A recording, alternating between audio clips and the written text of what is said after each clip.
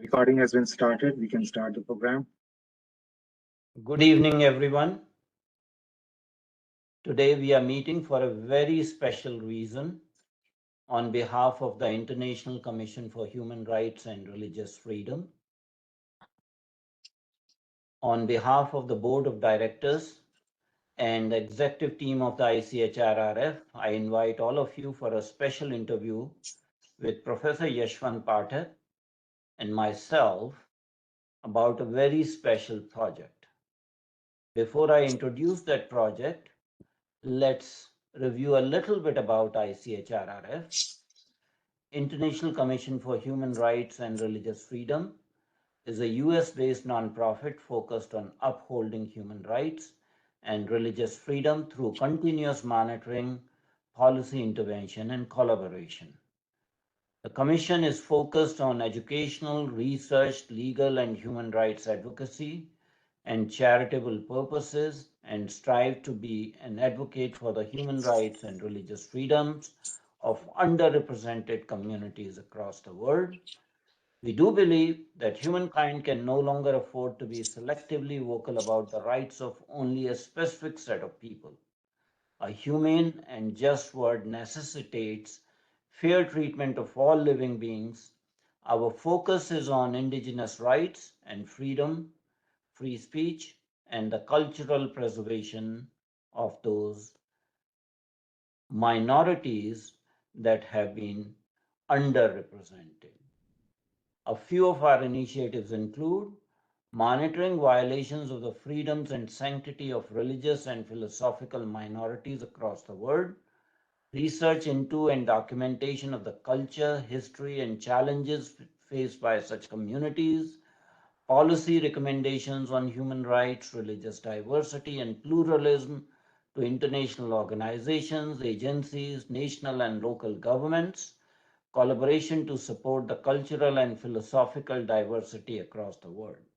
And of course, we have Professor Ved Nanda Fellowship Training Program that has been ongoing since January 1st, 2022.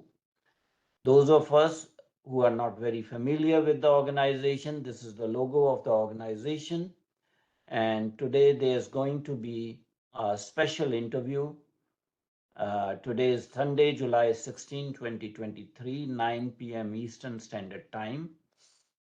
And actually the interview is going to be conducted by our Ved P. Nanda Fellowship Training Program Fellow, Mr. Ripudaman Pachori, and he will be interviewing two of the board members, Professor Yashwant Pathak and myself, on a special project. So let me introduce this special project. This is hard work over last 2 years by Professor Yashwant Pathak. The name of this book is Human Rights, Religious Freedom, and Spirituality, Perspectives from the Dharmic and Indigenous Cultures. And the foreword for this book has been written by Professor Ved P. Nanda, an eminent scholar, legal scholar, and expert on human rights. And he states, the book's singular achievement lies in its contributors' ability to present various aspects of human rights, religious freedom, and spirituality, and to shed light cogently on the nuances that are often missed. This is an extraordinary group of renowned authors, including several scholars who are known nationally and internationally for their expertise in the areas covered in the book. Represented are all the Dharmic traditions, Buddhism, Hinduism, Jainism, and Sikhism, and the traditions of several indigenous groups. So a little bit about the book. The title of the book is Human Rights, Religious Freedom, and Spiritualities, Perspectives from the Dharmic and Indigenous Cultures.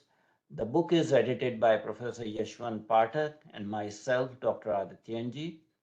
The publisher of the book is Bhishma Prakashan, Pune, India. The book consists of 25 chapters and 365 pages. The first edition of book was published on June 6, 2023, and the book does have an ISBN number, so if anyone wants to order it, you can go through the ISBN number. And now we will hand over the platform to our first trainee in human rights, Mr. Ripudaman Pachari. Ripudaman, the floor is yours. Please be the master of ceremony. All right, thank you, Adityanjee. Thank you for giving me this opportunity. I would like to ask the first question to Professor Yashwant Pathak. And the question is, what inspired you to consider compiling or writing a book on human rights with a dharmic perspective? Yeah, thank you very much, Professor Adityanjee, for the wonderful introduction, as well as for Ripudamanji to conduct this interview. I'm extremely happy to share with you some of our thoughts. It's very interesting that there was a Universal Declaration of the Human Rights by the United Nations of the Second World War. And since then, human rights and religious freedom have been the discussion point for the academicians as well as politicians and the leaderships around the world. There are always discussions going on about human rights and religious freedom. And most of the time when the report which comes out of United States Commission on Human Rights and Religious Freedom, the commission report always creates a lot of turmoil around the world. And then a good number of people who are belonging to the different dharmic traditions as well as indigenous traditions have an opinion that their uh, ideas, their thought processes about human rights and religious freedom are sidelined. And people, when we say dharmic traditions, we are looking at the almost 1/6 of the population of the world, which is represented by the Hinduism. There are Jainism, Sikhism, Buddhism, and Hinduism. These are the four areas which are termed as dharmic tradition. But beside that, there are over 1,000 different African traditions and cultures, which include all different types of Yorubas and Asante and Xhosas and Zulus and Kikuyu, Maasai. So all these traditions have their own thought processes and their own philosophies. Same thing happens with your 500 nations of the Native Americans. There are several, at least main 14 groups of Australian Aboriginal. There are Maoris in New Zealand. There are pagans all over the European countries. And all these people feel that they are sidelined when it comes to the discussion, academic discussion on human rights and religious freedom. And that's why whenever the report comes, the turmoil comes up, people say, hey, we need to be heard. But then if you need to be heard, there has to be some documentation of what are your thoughts on human rights and religious freedom. And that is where the discussion started. And myself and Professor Adityanjee, we were discussing all these things as part of our ICHRRF activities also. And we decided to come up with the idea of coming up with a book which will provide a platform to established academicians, researchers, and well-known figures who have contributed significantly in their respective fields of dharmic tradition as well as indigenous tradition, and also have some thoughts on human rights and religious freedom. So the big book is collection of wonderful chapters written by several great people, and I'm going to discuss that later. But it represents a thought process of dharmic traditions as well as Indian traditions about human rights and religious freedom. And I'm sure once this book comes into, I mean, it is already in the market, and I'm sure people will start looking at it. And that we are interested in triggering an intellectual academic activity in this area And subsequently, people have to understand that there are many other um, thought processes around the world, not only the Western world, because most of the human rights and religious freedom, they claimed that their origin is from the Roman and all the Western thought processes. But if you look at the one of the chapter in this book, they are very interesting.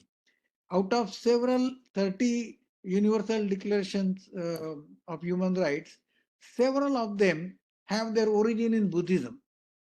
And Dr. Frank Tedesco, who is a uh, renowned personality expert in Buddhism, has pointed it out that Universal Declaration of Human Rights had never ever mentioned at any point that some of these thoughts have been already discussed in Buddhism. So obviously we would like to bring in forefront the thought processes which have been existing and have been utilized, and should be proper credit should be given to that. And I think this book will serve the purpose. All right, thank you. So, can you also provide a brief outline of the book and various topics and chapters that you have covered? It's very interesting because our focus was on dharmic traditions and indigenous tradition. So we tried to definitely we approached several people, and what we uh, got wonderful response from the people. And you can see we have 25 chapters which have been representing all different types of traditions. And to mention a few, we have our first chapter which talks about human rights with responsibilities to work with in the well-being of all, welfare of all being, which is the if you look at the cover of the thing, it says Sarva Bhuta Hite Rata. That is where we are putting up all the uh, description. There are several verses in many different scriptures in Hinduism which talks about human rights and religious freedom and practicing of their respective freedom. And it is one sentence which is very proper and has been propagated through the Vedic thought processes was Ekam Sat Vipra Bahuda Vadanti. Truth is one, but it is manifested in different ways by the wise people, and that's where this first chapter will be discussing that. Then we have a wonderful chapter written by Pravajika Gayatri Prana and Jean C. MacPhail. She talks about the intrinsic human values in integral Vedanta and its potential for infinite understanding. So, in order to understand human rights, you need to understand what is human and what is right, and are they with rights or without responsibilities.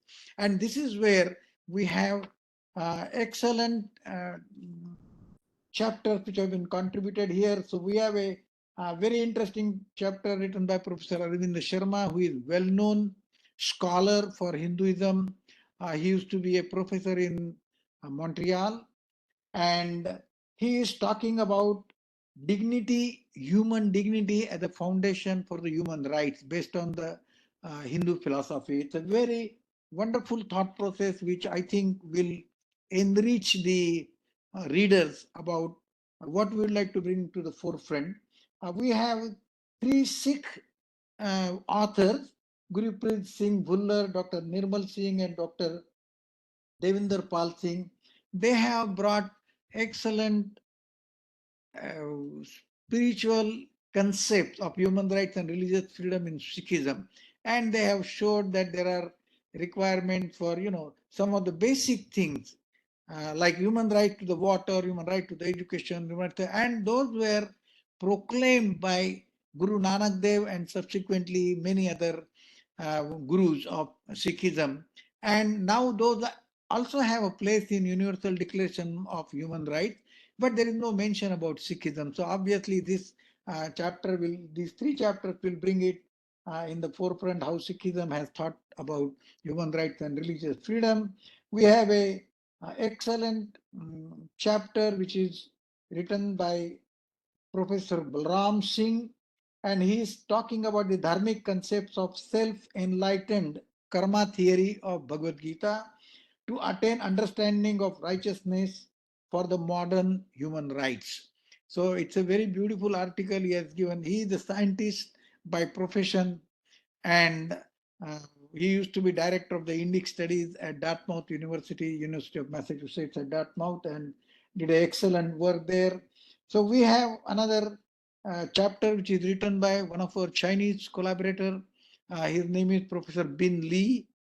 He is an economist, but then has a lot of expertise in Chinese traditional wisdom, and he talks about scientific meanings of spirituality and humanity, and how can a human be modeled alive in the present scenario. And as everybody is discussing about artificial intelligence, he is referring artificial intelligence in his article about how human should be defined, and how the traditional Chinese thought processes have been talking about human rights and religious freedom. We have two topics which I have covered from Jainism. Professor Yashwant Malaya, another scientist, a well acclaimed scientist in his field in electrical engineering, but a very big scholar, known scholar in the area of Jainism. He talks about freedom of thought and human rights in Jain traditions. And again, he has brought up a very interesting thought process about Anuvrata in Jainism. And then based on all the Anuvrata concept, he has come down to looking at the Universal Declaration of Human Rights, and saying that some of these, what this declaration carries, have been appear to be taken up by the Jainism or Jain scholars, and Jain Munis have discussed that thousands of years back.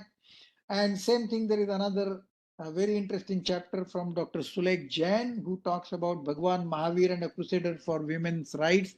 And it's very interesting. He brought up very excellent quotation from Jainism about the human rights, and especially women's rights there. We have another very interesting, as I mentioned earlier, Dr. Frank Tedesco, who has a PhD in Buddhism. He has worked in Korea for more than 20 years in the Buddhist monastery, studied there, and he writes about the Buddhist perspective on human rights and spirituality and religious freedom. And he has brought up several commonalities in Buddhism which have been expressed in declaration. And obviously, no reference was given there. So we have Devdatta Aurobindo Mahapatra. There was a great saintly revolutionary and a philosopher, Yogi Aurobindo, who has written a lot about human rights and human dignity and human unity. And Professor Aurobindo has nicely brought the whole concept of Aurobindo's thought process in human rights and religious freedom. We have Devinder Pal Singh and Nirmal Singh. They brought some perspectives from Sikhism. We have a Carl Clement, who is also associated with ICHRRF, has written a beautiful chapter on paganism, polycentricity, and human rights in the United States. And he has covered different aspects of polycentricity, how it affects the human rights and religious freedom, and then how is pagan thought processes happening in United States and affecting the religious freedom. We have African perspectives on human dignity and human dignity for everyone and everywhere. A very great concept. And if you look at the African traditions, they have always been taking, I am here because of you. So obviously my existence is dependent, and because of you I am existing. Both of us are existing because each of us are existing, and that term they use is known as Ubuntu. And now the African traditional wisdom is coming up with saying that the Western developmental model will never be able to work for us because we believe in Ubuntu. And the existence of you and me has to happen. So obviously I cannot exploit you and become bigger. So this is where the African traditional philosophy of human rights and religious freedom comes up. And it's a very nice article which covers that. We have another interesting article. We have got it from Brazil, and it is Alex Pereira de Araujo. He writes about human rights, religious freedom, and the anti-racist in the Latin American Black diaspora. Excellent article. He covers the Black diaspora, which was never converted to Christianity in those days, how they were thinking about human rights and religious philosophy. Then I wrote an article about indigenous people and human rights, United Nations view, who will talk about religious freedom of indigenous people. And that is what ICHRRF is doing. We are creating a forum, we are creating a platform for the voices of the indigenous traditions where their voices should be heard. And due credit should be given for their thought processes. And that is what ICHRRF is doing. And in this book, we are giving a prominent space for their thought processes.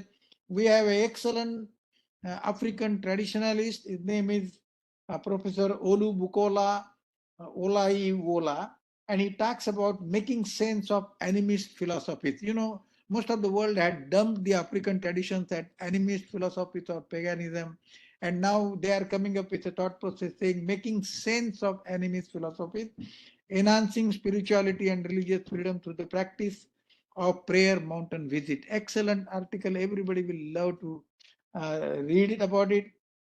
We have two chapters from South Africa. One is written by Honorable Ambassador Anil Shukla. He talks about human rights and fundamental freedom, a South African perspective, while the other author is Raksha Singh Semnarayan, who is a lawyer, practicing attorney, and expert in space law. And she is talking about religion used as a political tool to embed colonialism and apartheid. The there is a interesting top which chapter which cover the Maori perspective. Maoris are the people from New Zealand. They are one of the most uh, progressive indigenous traditions in the world. I had interaction with them several times in my life. We had organized conferences with them. And Tesua, Moeke, Maxwell, and M. God are talking about the Maori perspective, the right to cultural and spiritual end of life care. That was a Maori experience, and they're talking about how the human rights are violated in Maori because of the Western thought process and how the Maori think about death. It is very important that death is my human right, and that is the only certainty in our life, and that needs to be treated appropriately, and that's what the Maori people think about it. We have a very good talk by Professor Rita Sharma, who is based in GTU in Los Angeles. She talks about Vedic perspectives on the human being, on focus of human rights, spirituality, and religious freedom, and ecological sustainability. Indigenous traditions are going to teach if you protect the human dignity, if you protect the human unity, if you protect the human rights, you are going to protect the Mother Earth also. And they will provide us a sustainability environmental sustainability guidance. I'm sure it will helpful to us. There is a very good chapter on basic principles of Bhagavad Gita and human rights. And the last chapter is written by Professor Dr. Adityanjee and Dr. Ripudaman Pachoriji on ancient history of human rights movement and need for a postmodern framework, and that covers the whole history of human rights in different countries and how they need to be modified, they need to be rethought about it. And that is where this book is bringing all the beautiful thought processes for people to do academic endeavors in this area. Thank you. Thank you, Yashwant Pathak. Um, just a correction here. It's not Dr. Ripudaman, it's just Mr. Ripudaman. So, yeah. My next question I would like to ask from Dr. Adityanjee. Dr. Adityanjee, how does the human rights and religious freedom perspective need to change in view of emerging acceptance of non-Western traditions? Would you like to answer, please? You are on mute, Dr. Adityanjee. Thank you very much indeed, Rupyodaman, for the question. There's nothing left for me to say after that eloquent explanation about the rationale for the book and its content. It has already been covered by Professor Pathak, so I'll be very, very brief. You know, the insistence on human rights as only a discourse of Western origin is very fallacious argument. It is true that after the horrors and atrocities of the Second World War, the Western world did some introspection and had a guilt trip, leading to development of various international covenants, charters, and human rights laws. That did not mean that other cultures did not talk about human rights, and Professor Pathak has very beautifully explained that from various perspectives. Now, in this modern age, when information can no longer be hidden, we are in the age of internet. Older books, manuscripts are digitized and available to researchers and scholars. We can look at other perspectives also. And as the world is becoming wiser and learning from other cultures, other perspectives, obviously there is need for changing the discourse from West centric to world centric. You know, obsessive focus on Western perspective has caused harm to the entire humanity, whichever field we see, we purview. So as the world is becoming wiser, learning about other cultures, their contribution needs to be taken into consideration, and those perspectives need to be brought into the mainstream of discourse on human rights and religious freedom. And I think Professor Pathak has explained that very beautifully. And I would only say that the time has come that we acknowledge this change and say that the human rights is not just merely a Western phenomenon, it is a universal phenomenon, and inspiration for it should come from all the cultures, all the traditions, all the philosophies that have been hitherto neglected. Thank you. Thank you, Dr. Adityanjee. Another question for you is, can you please elaborate the concept of diamond of humanity and how it is different from the current discourse on human rights, please? So, looking at the notion of human rights in the Western perspective, the focus has been obsessively on individuals' rights. What is one person's right? But in that process, we forget about the perspectives of other stakeholders. In any discourse on human rights, human beings are social animals. These are not solitary wild wolves in the jungle. All human beings are social animals. They live in societies, and there's a give and take. So, obsessive emphasis on individuals' rights is somewhat counterproductive. We do need to bring families' rights, villages' right, society's right, country's right, and entire humanity's rights rather than just one individual's rights. And if in the process of exercising one individual's rights, it leads to stripping of dignity of another human being, that would not be acceptable. If your right to profess your religion leads to violation of rights of other human beings because of peculiar beliefs on gender, you know, roles and behaviors and obligations, I think you're doing a disservice to half of the humanity. Similarly, your right to profess your religion, if it means unfettered right to convert other human beings by deception, fraud, inducement, you are stripping another individual of his and her dignity. So, in the new perspective, what we are saying, diamond of humanity, we are talking about other poles.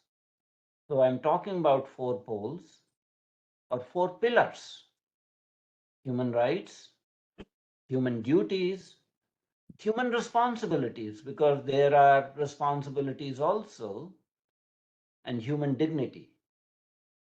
Any discourse on human rights is going to be fallacious if it just focuses only on the rights of one individual in total isolation, totally divorced from human duties, human responsibilities, and the concept or notion of human dignity.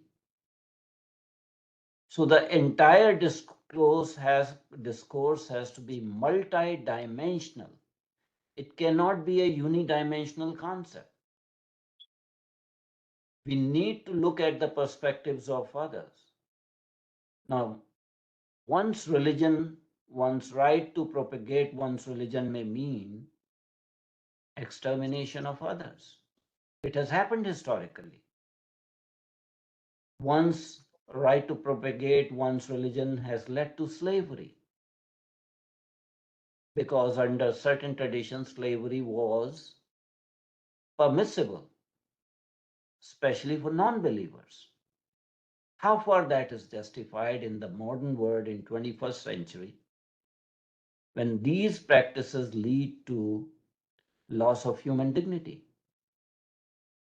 Even in this century, 21st century, we have seen what happened to Yazidis, how their dignities were stripped, how they were forced into sexual slavery on religious grounds. So we have to be aware of fallacies in the notion that only human rights of one particular section matter. And this obsessive insistence that enforcing one's right to propagate one's religion is absolute supreme. No, there are limits. There are always limits. There has to be a balance. And this is what we are trying to say, that we have to look at totality of humanity rather than a minuscule minority.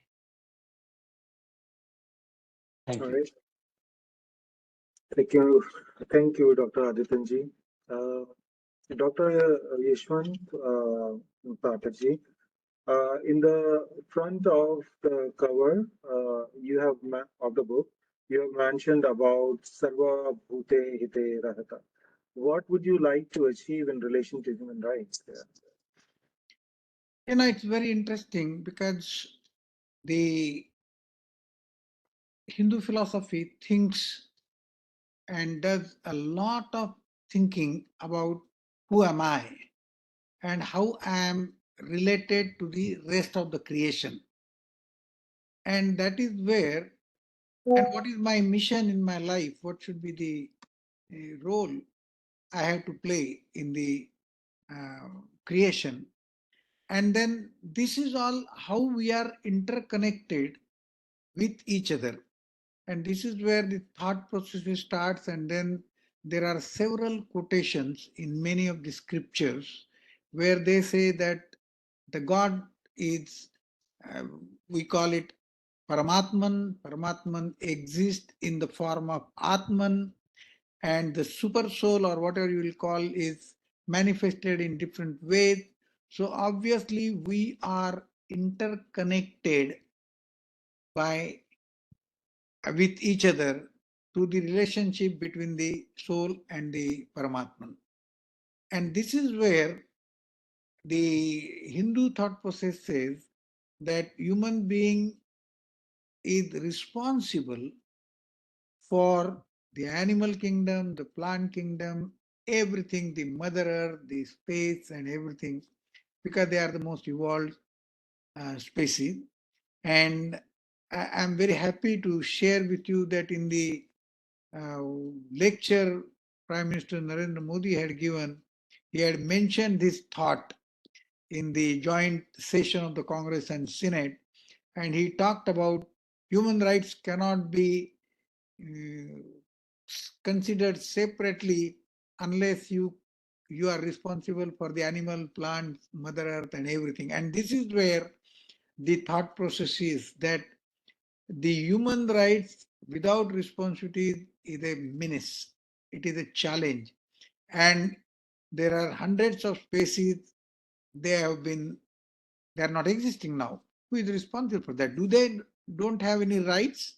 Do the animals have no rights to survive or for the water, for the food, for the thing? So each of these creation has the rights, and they should have access to every right which human would like to claim. So obviously the new thought process which should happen in due course of time in the human rights discussion is to think about the rights of everybody around us. Are we responsible for making sure that we transfer the Mother Earth in a healthy scenario to our next generation? And that's where the indigenous traditions come. The Native Americans say that you borrow the earth from the next generation. You do not inherit from your parents. And this is where the responsibility has to be built in the human rights and religious freedom dialogue, responsibility toward the welfare of everybody. And that is what we would like to bring in the forefront of academic dialogues on this topic through this book. Okay, thank you. Uh, Western nations, scholars, activists portray that the concept of human rights emerged in the aftermath of World War II. Do you agree with this statement or observation, Dr. Adityanjee? Thank you, Ripudaman, for asking this question. Again, Professor Pathak has already answered this question when he talked about inspiration for the book.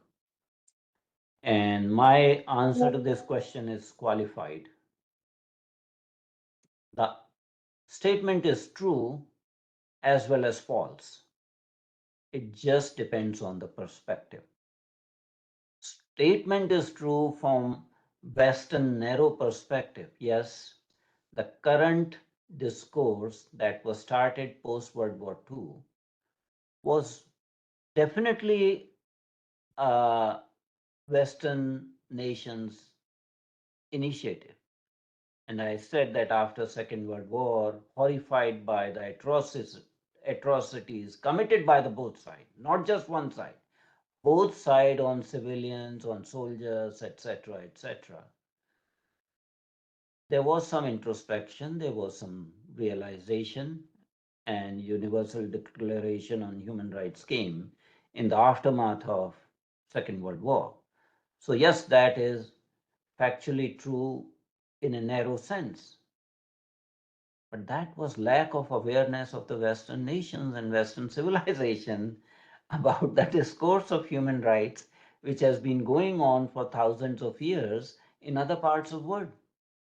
In the country I was born, it is generally said, Sarve bhavantu sukhna, sarve santu niramaya, sarve bhadrani pashyantu, ma kaschit dukh bhag bhavet.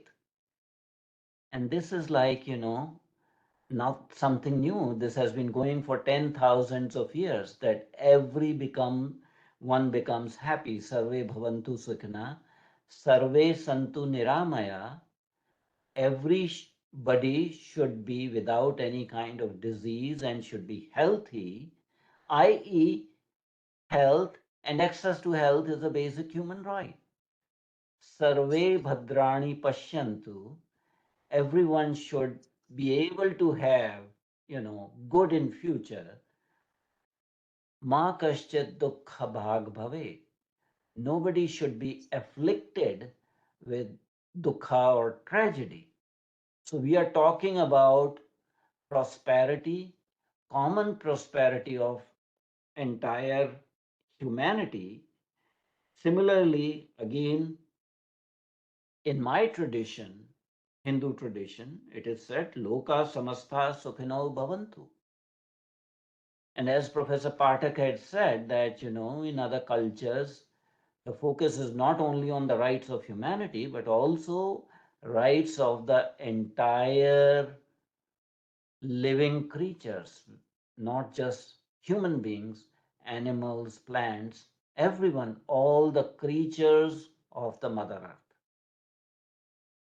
So, lack of realization on part of Western scholars is responsible for this statement that human rights is just a post World War II phenomenon. Yes, in a narrow sense, it is correct, but actually, if you see universal truth, it is not correct. Thank you. Thank you. Uh, in the continuation of the previous question, I would like to ask one of the critiques of the human rights disclosure is that um, the concept has been hijacked by the former colonial powers and weaponized against the developing world. What are your comments on this viewpoint, Dr. Adityanjee? Well, this is definitely true. What has happened that the concept of human rights has been weaponized. Former colonial powers are exercising now not physical colonialism but intellectual colonialism. And in that process, the concept of human rights or labor standards for that matter, that has been weaponized. So you make these trade treaties and you restrict a right to livelihood of people from non-Western countries by putting artificial barriers to trade and livelihood, because all societies in this interdependent world subside, on trade. Trade is an important part of human rights, your livelihood. So issues like this are being brought in various platforms in so-called international laws, and ultimate sufferers are non-Western countries or former colonized countries. And these artificial barriers are being set up so that these countries, these societies do not rise up. Although physical colonization has been given up, but layers and layers of so-called international laws are preventing the full-scale development of the formerly colonized countries. So we are talking about carbon tax, we are talking about emissions, etc., etc., and putting restrictions on countries that are trying to raise the living standard of living of their own countries. Now, if you see at per capita basis, their emissions or carbon footprint per capita basis is very limited, and yet on the garb of global warming, preserving the mother earth, we are actually again victimizing those who had already been victimized. We cannot have the status quo of two different standards for the world, one for the developed world, one for developing world. Human beings have aspirations. All the societies are aspirational societies in this era of knowledge, universal access to knowledge. And all human beings are going to aspire to higher living standards. That becomes a basic right. You cannot put artificial barriers there using trade, using, carbon tax or other kinds of, restrictions under the garb of, preserving human rights. I'll leave it at that. Yeah, well said, Adityanjee. Um, Another question I had in my mind is, should certain countries be allowed to intervene in other countries' internal affairs under the grab of human rights violations? Should we have fairer and objective parameters for the international community's involvement? Dr. Chinji, can you please answer? Okay, I thought you would ask that question to Professor Pathak, that you have been asking me all the questions. I think it's a very relevant question.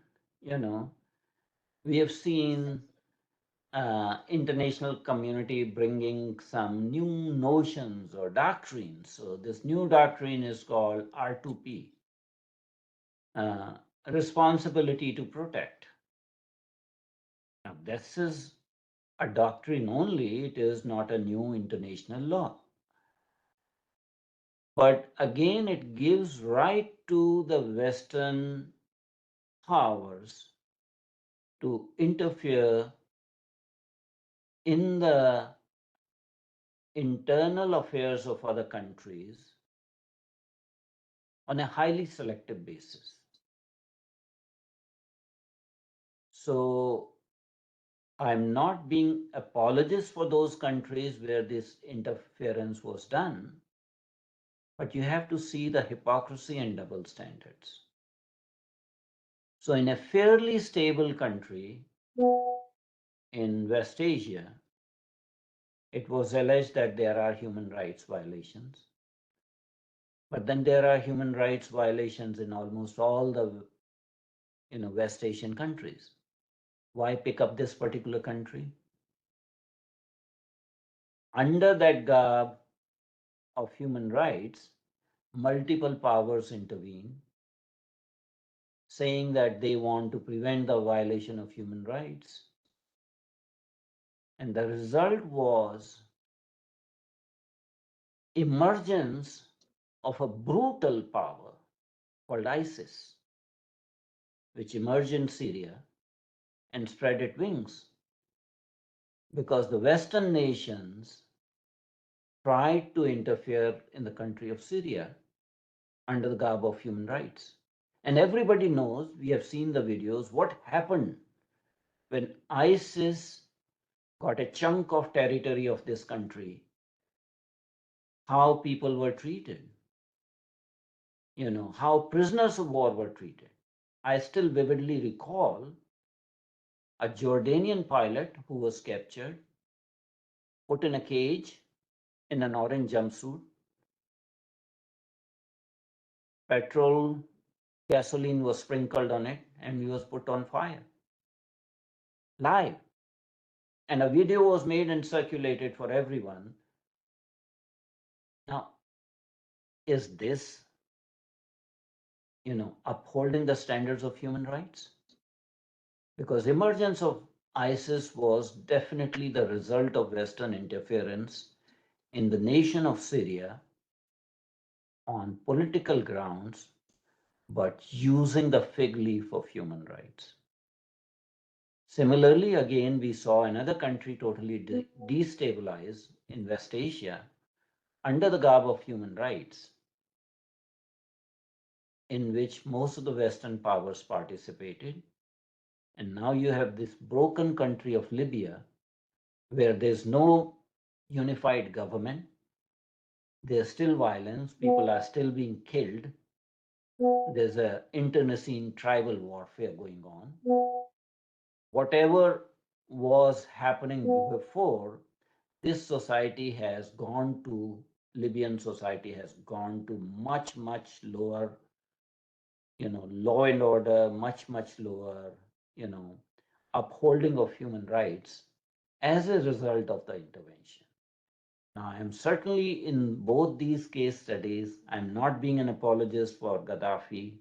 I'm not being an apologist for Bashar al-Assad, but I'm just observing what led to the interference and trying to do regime change in governments solely on the garb of human rights. I think this gives the concept of human rights a bad name. I wish Western powers had been honest and said that we have our geopolitical interests and we are intervening. But they would not do that. They use the fig leaf of human rights, giving human concept of human rights a bad name. And I think that is where we oppose the Western notions of human rights, that human rights have been weaponized, and under the garb of human rights, under the doctrine of responsibility to protect. The Western nations did not,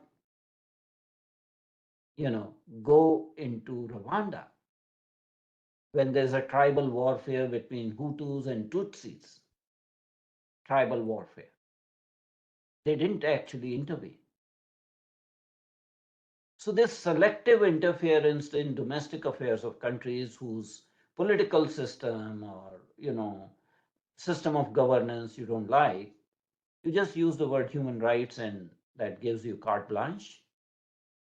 I think that is not acceptable because it leads to more and more tragedy. All of us know what happened in Afghanistan since 1979. We use terms like democracy and human rights and women's rights, and Afghanistan is still governed by Taliban. And the upholding of human rights is nowhere to be seen in Afghanistan after, let's say, 40 years of intervention, Western intervention in various phases. So we need to take a step back. Yes, sometimes it becomes important to intervene, but there needs to be certain defined mechanisms. And I think in these cases, at least in Syria, there was no permission from United Nations Security Council, which was the established mechanism. So these wars were illegal, both in Libya as well as in Syria, where notion and the discourse and concept of human rights was usurped for one's geopolitical considerations. Thank you. Okay, thank you, Adityanjee. So before I jump to the next question, Professor Pathak, would you like to comment on the same question? No, I'm okay with, he has elaborated so well. So let's go with the next question. Thank you, but Okay. So my next question is, how does the Indic or Dharmic perspective of human rights and religious freedom differ from the Western concepts, and how religious freedom is perceived by Dharmic traditions and indigenous cultures? Professor Pathak, please. yeah, thank you very much. That's a great question, and that really is most appropriate question because in this book we are addressing both the area. One is human rights, another is religious freedom. And I would like to share a very interesting story so that you will understand exactly what we would like to bring forth. Once a Christian missionary goes to a villager in India, and then he asks him that I am here to save your soul and I would like to take you to heaven. So he says, how I will go to heaven? He said that once you become Christian, you are going to go to heaven. So he said that, what about my ancestors? So he said, all of them are in hell. So he said, really? Rama, Krishna, all the sages, saints, Shivaji, Mahatma Gandhi, Swami Vivekananda, all of them are in hell? Let me go to hell. And this is what the communication was sent back to United States Commission on Religious Freedom, saying that India doesn't have religious freedom because they don't allow us to save their souls. And this is the challenge. Most of the world, almost 50% of the world doesn't is ready to go to hell because they haven't accepted Christianity, they haven't accepted Islam, And we are seeing that the people who propagated all these things now are suffering. And the recent incidents which are happened in France is definitely opening the eyes of the Western world that what they were propagating may hurt them in due course of time. And now they might be turning around or thinking differently. What we thought was that religious freedom is every person has a right to practice whatever he feels like. And that's why in India we have thousands of gods, there are manifestations. Even though we believe in one Brahman, it is manifested in different parts because every person has different personalities and they may like their different gods. And that's where if you go to any indigenous tradition, whether it is African or Native Americans, you will have plethora of gods. There is a large number of gods and goddesses. You know, on the other side, the Western world never recognized women as the human beings. They were brought out of one of the rib, and that's why they did not have soul. So recently, probably 100 years back, the Pope declared that women have soul, and that's where the thing started moving. And in our case, it was so different. You know, the religious freedom is not a one-way traffic. And this is where the Western thought process is that religious freedom is a one-way traffic. We go to your country, we convert you all, we take your land, we give you Bible. And there are so many quotations in African leadership. They always say that they came, they asked us to close our eyes, they gave us the Bible and they took our land. So, and they lost. And now if you look around the world, you find when the Zambian president took oath in the Zambian language with the Zambian God name, that was a shocking because he was a Christian, but then he wanted to go to hell. And like that, you will find now thousands and thousands of people belonging to the indigenous tradition, dharmic traditions, ready to go to hell. And this is where the religious freedom has to be started rethinking about it, whether I have a right to protect my religion, whether I have a right to bring back my people who have been converted to other religions, that is my freedom.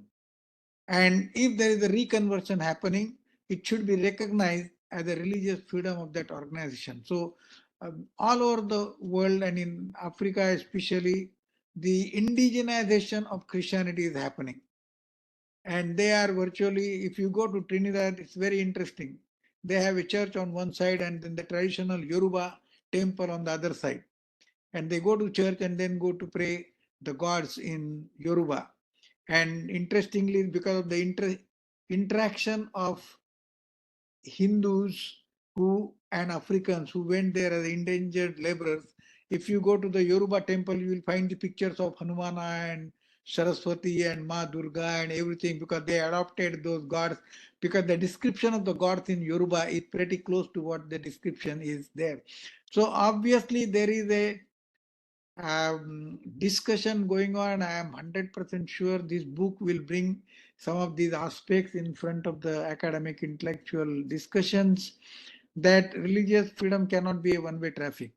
Swami Dayananda Saraswati from Bharat had proclaimed that religious conversion is nothing but a violence. And it is interesting that the whole world, before the Christianity came into the picture, used to think about total humanity and human being in totality. There were no missionaries. There was no concept of heaven or hell. Everybody had right to go to the heaven. There was nothing. And this is the religious freedom. And that has to come back again. And people have to recognize the rights of the people to choose the way they want to pray, rights of the people to bring back their people who have been lost to the other religions, and they have to learn how to live peacefully rather than calling others as infidels and kafir and whatnot and send them to the heaven. That won't work in this century for sure. And people will learn more and more about that. If you allow me to conclude this with a very nice quotation from our Professor Vednanda, who has been teaching human rights and religious freedom and international law for more than 50 years, has been conferred with the most prestigious civilian award of Padma Bhushan, has received many PhDs and deletes and everything from many different universities for his contribution. And I would like to quote him, which is on the last page of the book.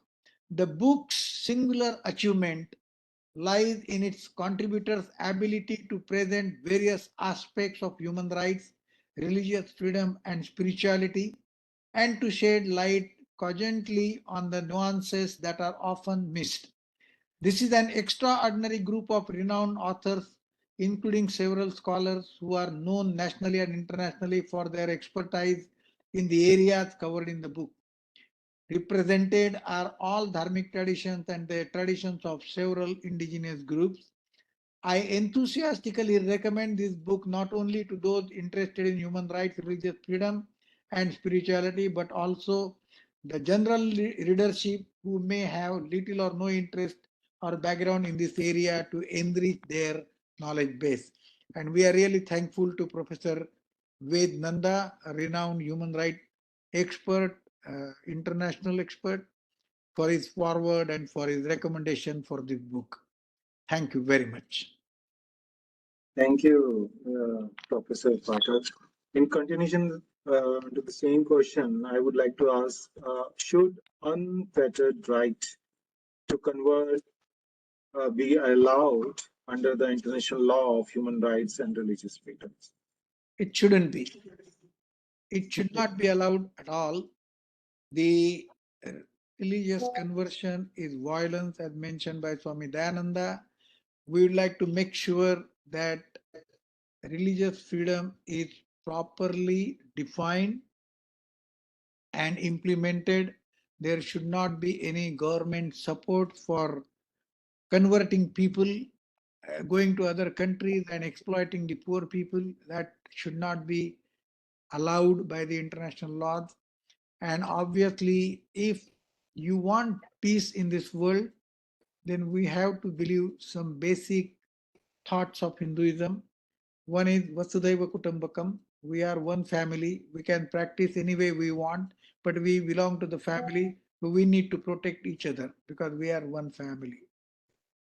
Second thing is Sarve Bhavantu Sukhina, as Dr. Adityanjee has mentioned. Every person has a right for health.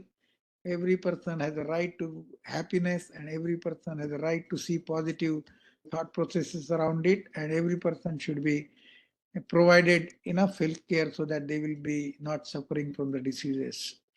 And these are the, you have to understand what is the human being and what is my connection with the God. Once that is explained properly to all the people, all these religious misconception can be easily cleared it out, and that will help the world to become more peaceful and allow each other to live and let live. Thank you.